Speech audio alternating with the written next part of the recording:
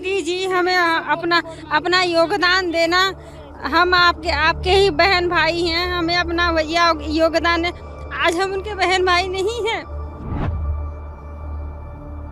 वो देखो मेरी छोटी सी लड़की कहाँ पड़ी है। जितना खतरा हमें ट्रेन से नहीं था, ट्रेन से हम तो 50 साल से बच ही रहे हैं, और उससे ज्यादा खतरा तो सरकार ने कर दिया।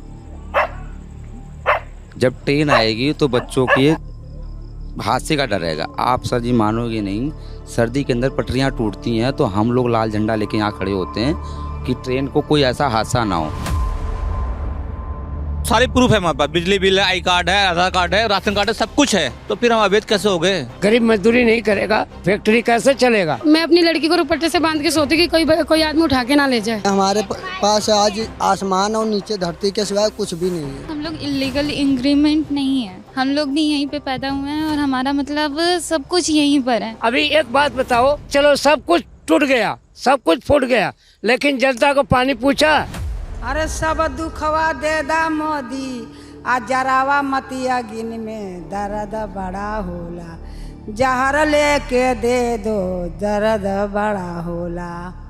कि मम्मी हमें मतलब एक बेटर लाइफ देना चाहती थी, जिसकी वजह से यहाँ पर आए थे पढ़ने के लिए। गांव में देखिए सर, पढ़ने की कोई सुविधा नहीं है। मम्मी प्राइवेट स्कूल से पढ़ा रही थी, मतलब काम करा के चाहती थी कि आगे मैं कुछ करूं, तभी उन्होंने ऐसा किया और फिर ये सब हो रहा है। और अभी तो फिलहाल ना घर रहा, ना कुछ कमाने जरिया रहा। क्या करते हो दीदी? कोठी में काम करती हूँ, झाड़ू पोछा करती हूँ। 250-300 रुपया कमाता हूँ, खाने भर के होता है, उसमें बच्चों को भी खिलाता हूँ, अपने भी खाता हूँ। अगर सर बहुत स्थिति हमारे लोगों की खराब है, सबको रोना आ रहा है, बस आंखों में आंसू हैं सबके। कह रहे वोट हमारा तो अवैध था और अब हम अवैध हो गए, तो हम पाकिस्तानी तो है नहीं कि अवैध हो गए। बीजेपी को वोट देना है, बीजेपी को वोट देना है, तो सबने माना है और सबने दिया है। तो आज वो उस टाइम अवैध नहीं थी, आज अवैध हो गई। क्या बनना चाहते हो? सीएम। बीते दिनों दिल्ली के वजीरपुर रेलवे लाइन के आसपास जो झुग्गियां थी उन पर बुलडोज़र एक्शन हुआ। सरकार का तर्क था कि ये झुग्गियां अवैध हैं और रेलवे लाइन के आसपास हैं, तो इनकी सुरक्षा के मद्देनज़र इन्हें यहाँ से हटाया जा रहा है। साथ में ये भी कहा गया कि ये रेलवे लाइन के आसपास हैं, जिसकी वजह से रेलवे सिग्नल को देखने में दिक्कत होती है। इससे इतर लोगों का कहना है हमें यहाँ से हटाया तो जा रहा है, लेकिन सरकार की तरफ से हमें ये नहीं बताया जा रहा है कि हम यहाँ से जाएँ कहाँ, क्योंकि हमारी आमदनी इतनी ज़्यादा नहीं है कि हम यहाँ से कहीं और जाएँ और किराए का मकान लेकर रह सकें। तो हम वजीरपुर गए, हमने लोगों से बात करी और लोगों ने सरकार से क्या मांग करी है उसको मिलाकर हमने ये रिपोर्ट तैयार की। इस वक्त हम दिल्ली के वजीरपुर हैं, जहां बीते 3 दिन से लगातार डिमोलिशन ड्राइव चल रहा था, बुलडोज़र एक्शन हो रहा था। तो दिन की तस्वीर तमाम लोगों ने आपको दिखाई। हमारी कोशिश थी कि हम दिन से रात तक रुकें और ये दिखाएं कि इन लोगों की रात कैसी बीत रही है जब इनके सर पर इनकी छत नहीं है। क्या नाम है भाई? सर मोहम्मद हाशिम नाम है मेरा। आप जब ये बुलडोज़र एक्शन हो रहा था तो आप यहाँ पर मौजूद? सर बिल्कुल, आपका बहुत बहुत धन्यवाद। आप रात में हमारे लिए आए कि पब्लिक का दर्द समझा आपने। आप रात में आए 10 बजे 11 बजे जो भी टाइम हो रहा है, 10:30 का टाइम हो रहा है, ठीक है। एक्चुअली क्या है, अगर सरकार को तोड़ना ही था, 50 साल 70 साल से ये रेलवे चल रही थी, सबको रडर नहीं दिखी, एक्सीडेंट कोई नहीं हुआ इस रोड पर, हमारे कोई ट्रेन नहीं पलटी हमारी। करीबन 30 साल 25 साल पहले ट्रेन वहाँ पलटी थी लाल बत्ती पे, शायद हम जब छोटे थे तब की बात है। मोदी जी का कहना था जहाँ झुग्गी वहीं मकान, तुड़वा दी, ना मकान ना झुग्गी। आगे रोड पे बरसात हो जाएगी, हम कहाँ जाएंगे अब, ये बताओ। दिन रात इसी पे गुजरती है आप लोग? कभी इस पे गुजर जाते, कभी नीचे फर्श पे सोते हैं। कौन कौन है घर में? है मम्मी पापा भाई बहन सभी यही है। बताओ सर, ये छोटे छोटे बच्चे हैं। मेरे 3 दोस्तों ने मई में शादी की थी, 3 दोस्तों ने मई में शादी की थी। एक मेरी माँ वो बैठी हुई है, इनका लड़का शादी किया था मई में। एक मेरा दोस्त है इधर रहता है, उनका लड़का शादी किया था अभी। मेरे छोटे भाई हैं, 3 हो गए सन।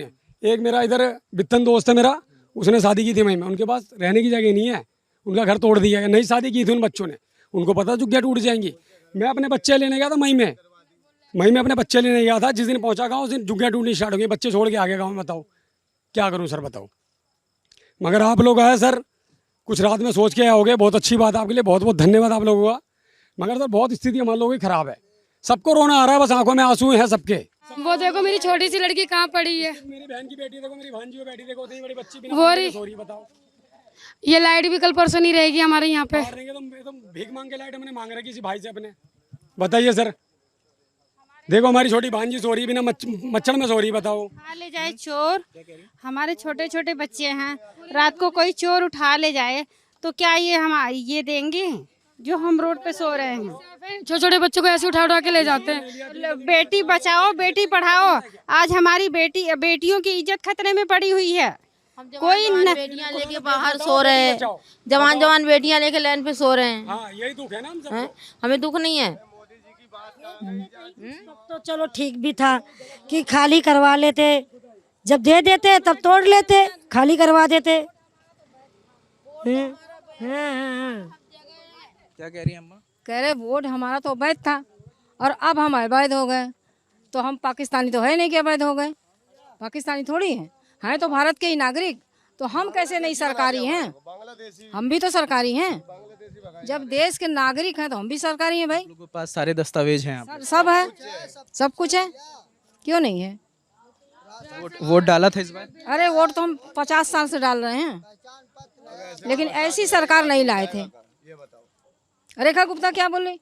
अरे झुग्गी उस पे लाइन पे बस जाओगे तो क्या हटाएगी नहीं? अरे लाइन पे बस जाएंगे, सारे लाइन पे ही बसे हुए। जब पब्लिक तभी हटाना चाहिए था इन लोगों को। उससे ज्यादा खतरा तो इस सरकार से हो गया। जितना खतरा हमें ट्रेन से नहीं था, ट्रेन से हम तो 50 साल से बच ही रहे हैं, और उससे ज्यादा खतरा तो इस सरकार ने कर दिया कि कुछ पता ही नहीं चल रहा कब हमारे सर से छत हटा लेगी, कुछ पता चल रहा है? अब रेखा गुप्ता को लग रहा है बांध कर सोती हूँ, मैं अपनी लड़की को दुपट्टे से बांध के सोती कि कोई आदमी उठा के ना ले जाए। ये मोदी जी कहते हैं ना कि बेटी बचाओ बेटी पढ़ाओ। आज स्थिति कैसी हो गई, सारी बेटियां घर से बाहर रहेंगी। 1 जुलाई को स्कूल खुल जाएगा। आप मुझे बताओ कि ये जो होगा अब जो ये हो रहा है, ये क्या सही हो रहा है? हमारे बच्चों को स्कूल मिल जाएंगे, अभी हमारे बच्चों को नई जगह एडमिशन मिल जाएंगे, हमें घर मिल जाएंगे। अब हम पुल के नीचे जाके सोते हैं तो क्या हम सुरक्षित हैं? वहाँ इस रेल के किनारे नहीं सुरक्षित है, अब सुरक्षित हो जाएंगे हम। रेखा मैम का कहना था कि इनका रेलवे पे अतिक्रमण आएगा। चलिए सर, मुझे ये बताइए कि रेलवे पे अतिक्रमण मैं कहता हूँ बिल्कुल जायज़ जाएगा। उनका कहना था, मैंने उनकी बात सुनी, उन्होंने कहा कि जब ट्रेन आएगी तो बच्चों के हादसे का डर रहेगा। आप सर जी मानोगे नहीं, सर्दी के अंदर पटरियाँ टूटती हैं तो हम लोग लाल झंडा लेके यहाँ खड़े होते हैं कि ट्रेन को कोई ऐसा हादसा ना हो। इससे बड़े बड़े हादसे होते हैं, लेकिन आप मुझे यहाँ बता दो कि एक ट्रेन दूसरी ट्रेन से टकरा गई हो। सर हम खड़े होते हैं यहाँ पे, हम खड़े, बच्चे हमारे घूम रहे हैं यहाँ पर, बच्चे हमारे यहाँ से गुजर रहे हैं, बच्चे यहीं से पढ़ते हैं, यहीं से बढ़ते हैंगे, हमें कोई दिक्कत नहीं है तो मैम को कैसे दिक्कत हो गई? हमारा पीछे से हमारे पिताजी माँ बाप रह करके हम यहाँ पढ़ाए लिखाए, हमारी पैदाइश है सर जी। 30 कहाँ से? सर यूपी से हूँ, यूपी आजमगढ़ से। मैं क्या करते हैं यहाँ? मैं सर, मेरा काम है, अपना खुद का काम था, लेकिन सर वो भी छीन गया मेरे से। जब झुग्गी तोड़ दी तो बच्चे अब स्कूल में कहाँ जाएंगे पढ़ने के लिए?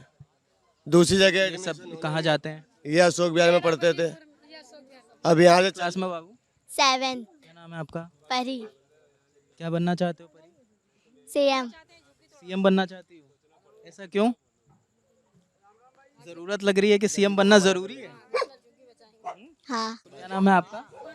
रिया। किस क्लास में हो रिया? 9th। क्या बनोगे तुम बड़े होके? आईपीएस बनोगे? क्या करता है आईपीएस?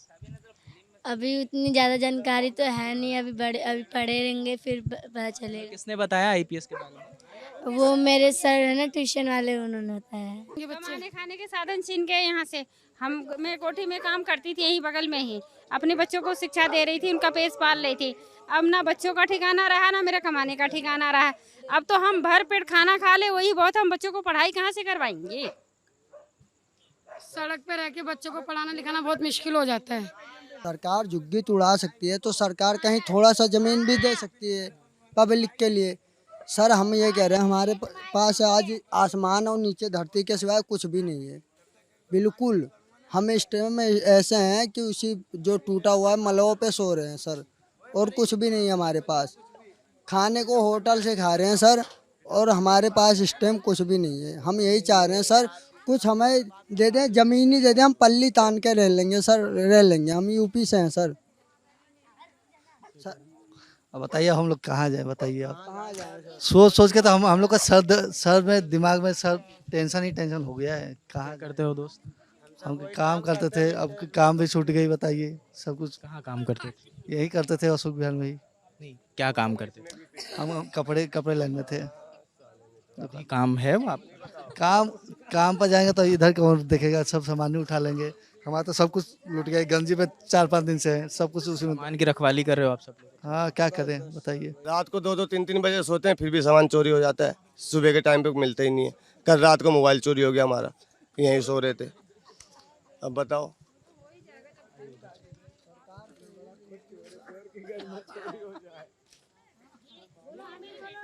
हाँ, इसका 15 तारीख को पेपर है।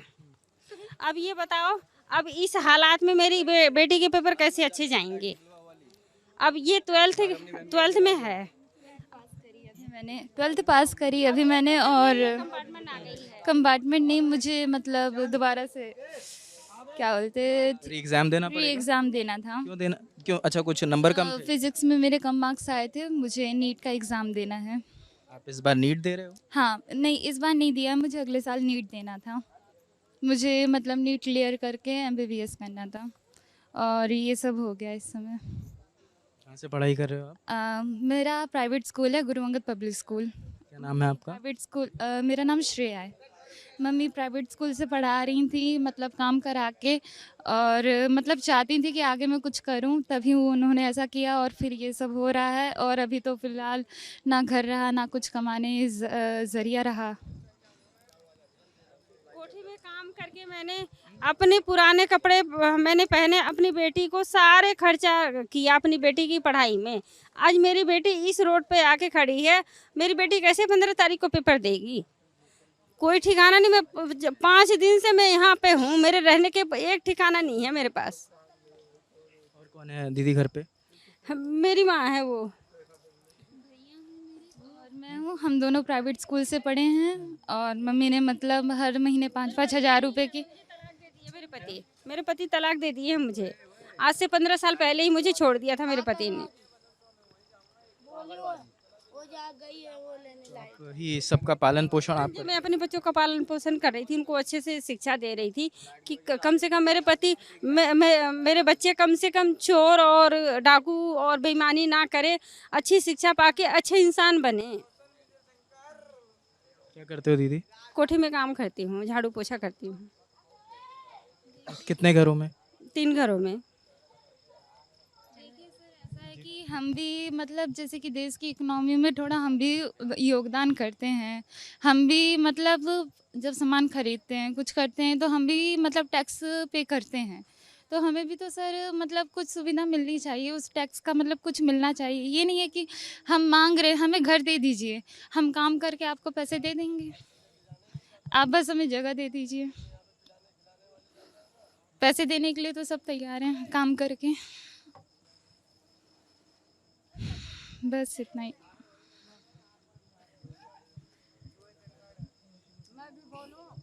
जी बिल्कुल बोले।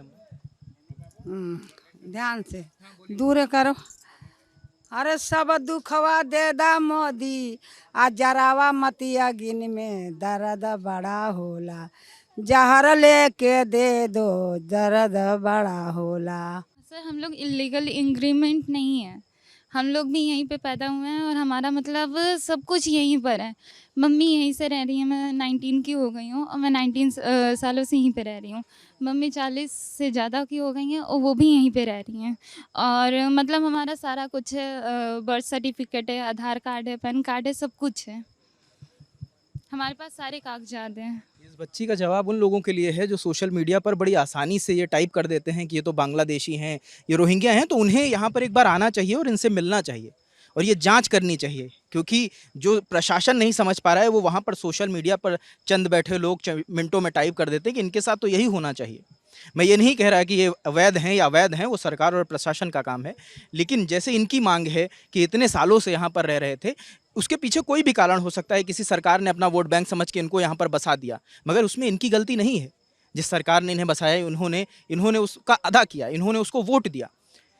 ये लोग वोट देते हैं क्योंकि जब चुनाव आता है तो इन्हीं पटरियों के आसपास लोग आते हैं और इनसे वोट मांगते हैं और ये भी उनकी बातों में आकर उन्हें वोट देते हैं।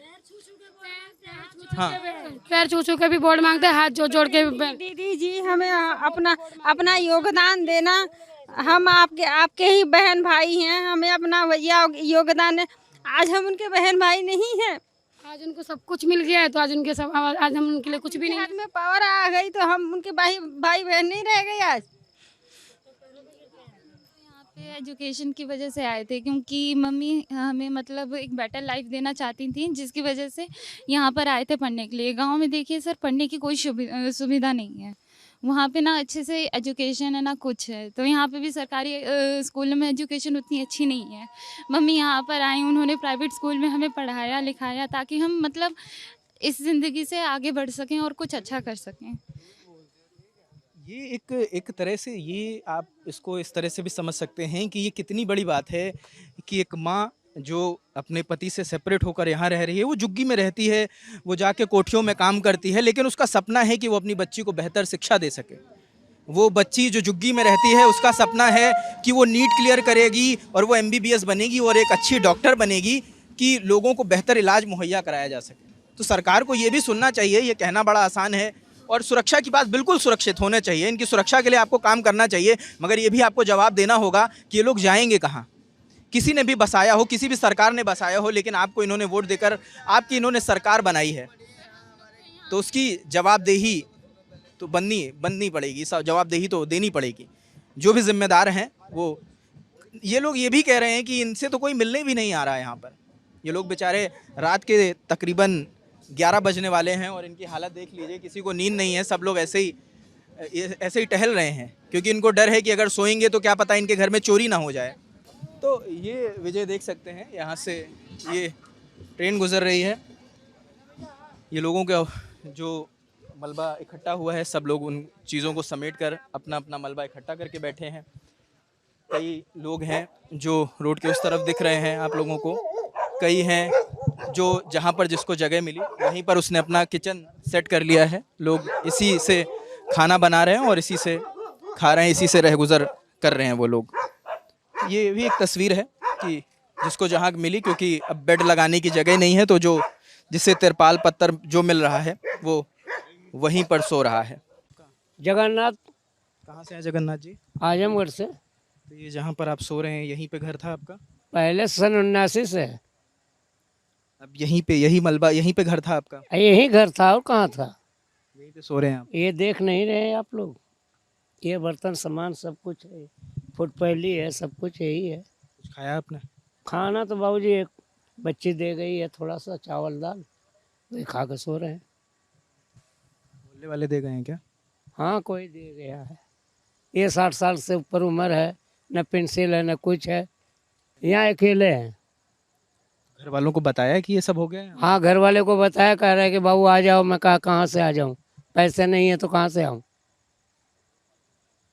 यहाँ क्या करते थे दादा? मंडी में काम करता हूँ, पेटी ठोकता हूँ, कील ठोकता हूँ, यही काम करता हूँ। पर उठ का 250-300 रुपया कमाता हूँ, खाने भर के होता है, उसमें बच्चों को भी खिलाता हूँ, अपने भी खाता हूँ। अभी एक बात बताओ, चलो सब कुछ टूट गया, सब कुछ फूट गया, लेकिन जनता को पानी पूछा?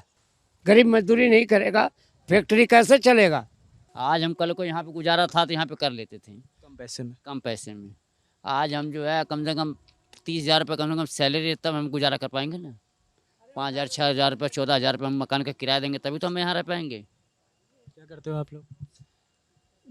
कोई नौकरी करते हैं यहाँ पर वजीरपुर में, और कहाँ पे, यही बगल में ही रहते हैं। क्या काम क्या? स्टील लाइन का बर्तन पैकिंग करते हैं। 10,000 रुपये तनख्वाह है।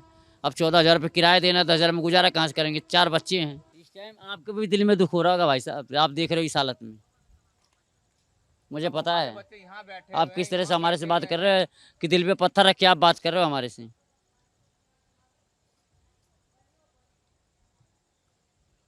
परेशान मत होइए। आज यहाँ मच्छर काट रहे हैं, मक्खी काट रही है, हम किस तरह रह रहे हैं, किस तरह नहीं रह रहे हैं, हमें पता है ना इस चीज़ को। ड्यूटी खत्म हो गया, आप घर चले जाएंगे, लेकिन हम तो यहीं पे रहेंगे ना। कोई रात बाहर रहेंगे, मच्छर काट लेंगे, हमें काटेंगे, हमारे बच्चों को काटेंगे। ठीक है, 50 साल से अगर हम यहाँ पे रह रहे हैं, हमारे पास पूरी प्रूफ है। जो प्रूफ ढूंढे सब सारे प्रूफ है हमारे पास। बिजली बिल है, आई कार्ड है, आधार कार्ड है, राशन कार्ड है, सब कुछ है। तो फिर हम अवैध कैसे हो गए? अवैध कैसे हो गया? अगर आज अवैध हो गया तो आज से 40 साल पहले गवर्नमेंट कहाँ थी? 50 साल पहले गवर्नमेंट कहाँ थी ये? और बीजेपी के नेता के यहाँ पे सो रहे थे, रात भर यहाँ सो रहे थे कि भाई बीजेपी को वोट देना है, बीजेपी को वोट देना है, तो सबने माना है और सबने दिया है। तो आज वो उस टाइम अवैध नहीं थी, आज अवैध हो गई जीतने के बाद। रात के 11 बज रहे हैं। जाते जाते बस एक बात कहेंगे कि यहाँ से हम तो चले जाएंगे, हम अपने अपने घरों में चले जाएंगे, लेकिन ये लोग यहाँ से कब तक कब जाएंगे ये नहीं पता। और ये भी नहीं पता कि आखिर यहाँ से जाएंगे तो ये कहाँ जाएंगे, क्योंकि इनके पास जिस अवस्था में ये लोग रह रहे हैं, इनके पास इतना पैसा नहीं है कि ये कहीं जाकर किराए पर रह सकें, क्योंकि आसपास ही इनका रोज़गार है। यहीं पर कोई पल्लेदारी करता है, कोई किसी कोठी में जाकर काम करता है। तो ये सवाल मैं आपके लिए छोड़ता हूँ कि ये लोग जाएं कहाँ। सरकार के लिए भी यही सवाल है कि अगर इन्हें यहाँ से हटाना है तो वो ये ज़रूर इन लोगों को जवाब दे दें कि ये लोग आखिर कहाँ जाएंगे, इनके लिए कोई व्यवस्था है या नहीं है। अगर ये लोग अपात्र हैं, क्योंकि सभी लोग कह रहे हैं उनके पास वोटर ID है, सभी लोग कह रहे हैं कि उनके पास राशन कार्ड है, तो ये लोग कहाँ जाएँ? क्या इनके लिए कोई कैंप लगाया जाएगा, कोई टेंट या कुछ व्यवस्था करी जाएगी, सरकार कोई व्यवस्था करेगी, या ये लोग कितने दिन इन्हीं पटरियों के सामने इस मलबे के ऊपर सोते रहेंगे? ये सवाल हैं, जवाब तलाश रहे हैं, मिलेंगे तो आप तक लेकर आएंगे। कैमरे के पीछे विजय हैं, मेरा नाम रजत है, देखते रहिए लल्लन टॉप। शुक्रिया।